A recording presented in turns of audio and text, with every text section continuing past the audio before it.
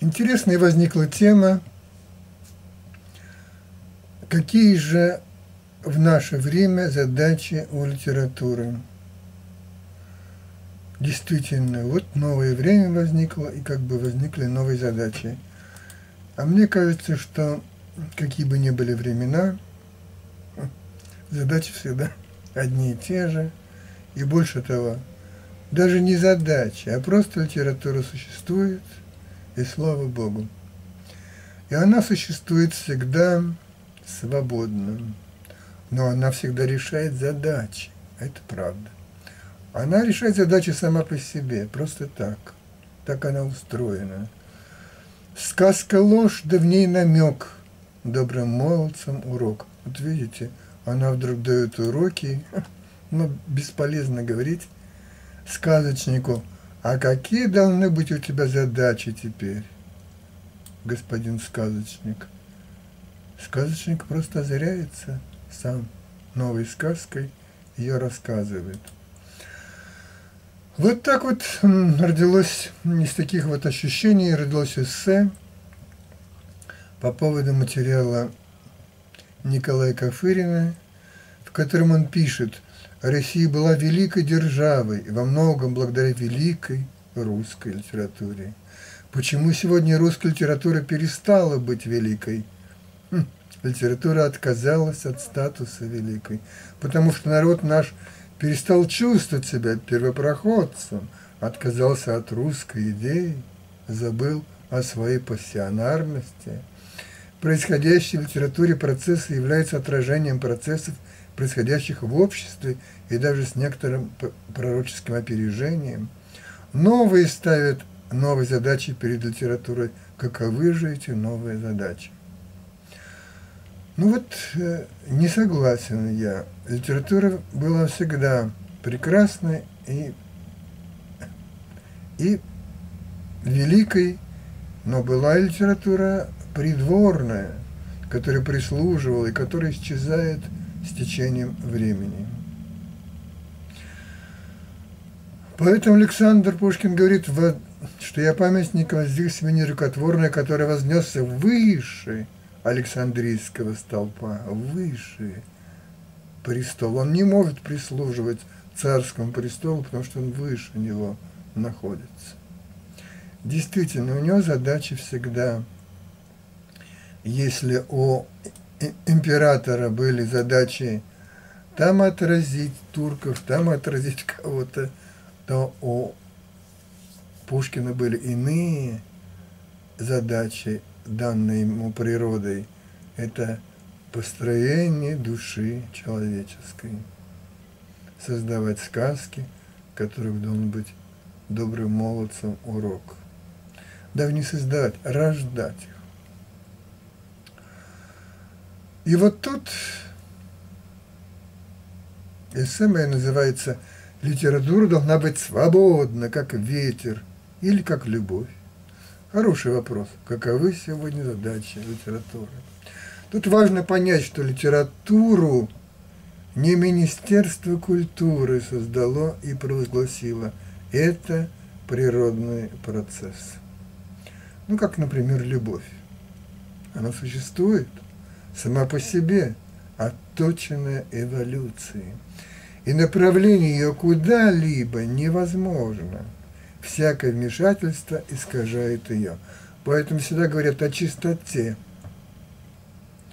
незамутненности и слов возлюбленного, и слов возлюбленной, и их поступков, и чтобы все было продиктовано сердцем. Из сказки в сказку мы слышим, что сердце, сердце. Изворотливый писатель Шолохов, правда, вывернул это по своему усмотрению, как было выгодно ему это преподнести Сталину. Мы пишем по указке сердца, а сердца наши принадлежат партии. Но сердца могут принадлежать только природе. Поэтому древние авторы говорили про вдохновение, которое само ведет автора, или говорили про музы, которые сами автору навевают произведение. Поэтому нельзя направлять куда-то ни любовную страсть, Полюби, мол, такого-то, выгодно, он богат. Влечение само определяется ощущением близости характеров. Но и искусство также нельзя направлять. Поэтому нельзя направлять литературу, она сама по природе своей всегда полезна обществу. Так ее сформировала эволюция. Иначе бы человек погиб, не имея он чистой природной страсти сочинять литературные произведения. Сказка ложь, да не намек, добрым молодцам урок. Так сами песни рождаются и в народе, в груди, в душе неизвестного нам человека, и потом зовут нас куда-то. Эти песни и направляют, и лечат, и облегчают. И в классической литературе то же самое. Но вот что говорит Вальтер Скотт, почему как нельзя направлять никуда литературу. Вообще в нее нельзя вмешиваться. Если шлифовать поэзию, она умирает, говорит Вальтер Скотт. Я никогда не мог ничего себе исправить, говорил Пушкин. Они говорили о чистоте этого природного процесса. Должно само написаться и родиться произведение без направления его воли создателя в угоду какой-либо идеи. Поэтому Есенин говорит: я вам не кеннер, я поэт, и не чита каким-то там Демьяном, то есть придворным поэтом. Смешно, что здесь придворный поэт и фамилию носит Придворов. Ефим Придворов. Ефим Демьян Придворов. Или как-то. Ну, в общем, фамилия была Придворов. В имени я немножко запутался. И он говорит, не читай таким там Демьяном. Пускай бывает иногда я пьяным, зато в глазах моих прозрение дивный свет. Ну,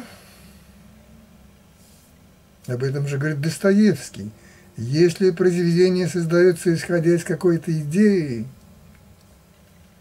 то оно эту идею никогда не достигает. Но если исходит писатель из чисто художественных задач, то он достигает и идею, писал Достоевский. Вот как-то так мне вспоминаются его слова. Поэтому кавычки я, конечно, в своем эссе ставлю условные. Так что истинная литература будет всегда свободна и стихийна и сердечна. И, конечно, вне денег и рейтингов. То есть автор может получить вознаграждение, а может и не получить. Это не определяет направление и хода его мыслей. То есть важно, как Пушкин говорит, не продается вдохновение, но можно рукопись продать. То есть важно никак не исказить литературный процесс ни соображениями руководства творческих союзов писателей, что норовят прислуживать и направлять, ни издательств, что норовят и прислуживать, и направлять авторов, и обогащаться за них счет, ни министерств, которые опять-таки служат. Литература должна быть свободна, как ветер или как любовь. Только тогда можно говорить об ее истинности и, стало быть, о ее пользе.